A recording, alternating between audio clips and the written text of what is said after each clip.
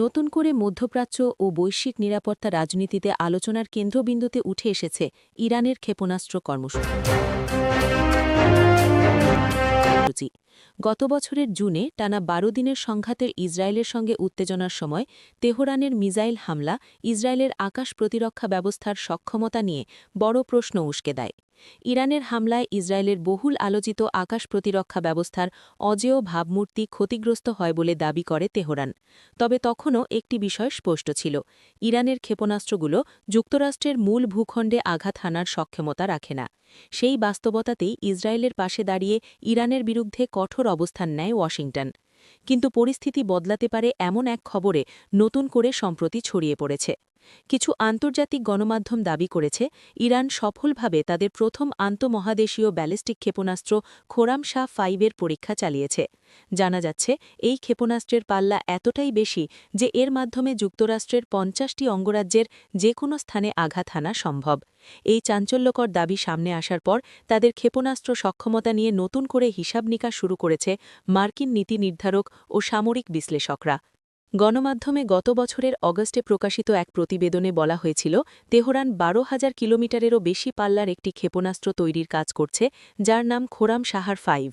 প্রতিবেদনে আরও দাবি করা হয়, ক্ষেপণাস্ত্রটি শব্দের গতির ১৬ গুণেরও বেশি বেগে চলতে সক্ষম এবং এটি প্রায় ২,০০০ কেজি ওজনের প্রচলিত ওয়ারহেড বহন করতে পারে।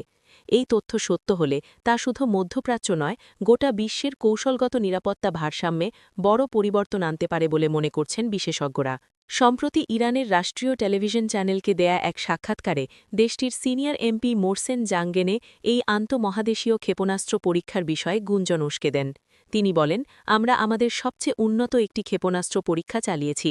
এই ধরনের ক্ষেপণাস্ত্র আমরা আগে কখনো পরীক্ষা করিনি। পরীক্ষাটি সফল হয়েছে।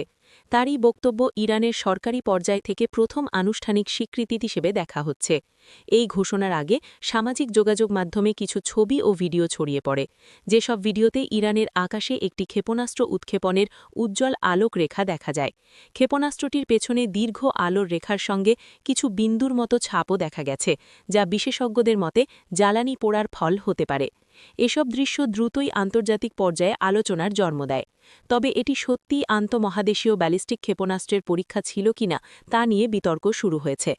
সামরিক বিশ্লেষকদের একটি অংশ মনে করছেন, ভিডিও ও ছবিগুলো ইরানের এমপির দাবির সঙ্গে সামঞ্জস্যপূর্ণ, কিন্তু অন্যরা বলছেন, ভিডিওতে ইঞ্জিনের ধোঁয়া উপরের বায়ুমণ্ডলে বা মহাকাশে পৌঁছনোর কোনো স্পষ্ট চিহ্ন দেখা যায়নি। উজ্জ্বল আলোর কারণে অনেক কিছুই অস্পষ্ট থেকে গেছে, যা সন্দেহের অবকাশ তৈরি করেছে। সাধারণভাবে একটি আন্তঃমহাদেশীয় ব্যালিস্টিক ক্ষেপণাস্ত্রকে পৃথিবীর বাইরের বায়ুমণ্ডলে পৌঁছতে হয়। সেখান থেকেই এটি লক্ষ্যবস্তুর দিকে ফিরে আসার সময় হাইপারসনিক গতি অর্জন করে। কিন্তু আলোচিত এই উৎক্ষেপণে সেই ধরনের কোনো সুস্পষ্ট লক্ষণ ধরা পড়েনি। ফলে প্রশ্ন উঠছে, ইরান কি আদৌ পূর্ণ সক্ষমতার আইসিবিএম পরীক্ষা করেছে, নাকি এটি ছিল সীমিত পরিসরের একটি ট্রায়াল? এই বিষয়ে ইরানের বিশেষজ্ঞদের বক্তব্য ভিন্ন। তাদের দাবি, এটি ছিল একটি প্রাথমিক পরীক্ষা। ক্ষেপণাস্ত্রের প্রযুক্তিগত কার্যকারিতা যাচাই করতেই তুলনামূলকভাবে কাছাকাছি দূরত্বের লক্ষ্যবস্তুকে টার্গেট করা হয়েছিল। ভবিষ্যতে আরও বড় পরিসরে পরীক্ষা চালিয়ে এর প্রকৃত সক্ষমতা দেখানো হবে বলে তারা জানান। খোরামশাহর ৫ নিয়ে ইরানের দাবি সত্য হলে তা যুক্তরাষ্ট্র ও তার মিত্রদের জন্য নতুন করে কৌশলগত চ্যালেঞ্জ তৈরি করবে। আর এই কারণেই তেহরানে ক্ষেপণাস্ত্র কর্মসূচির দিকে এখন বাড়তি সতর্ক দৃষ্টি রাখছে ওয়াশিংটন সহ পশ্চিমা বিশ্ব।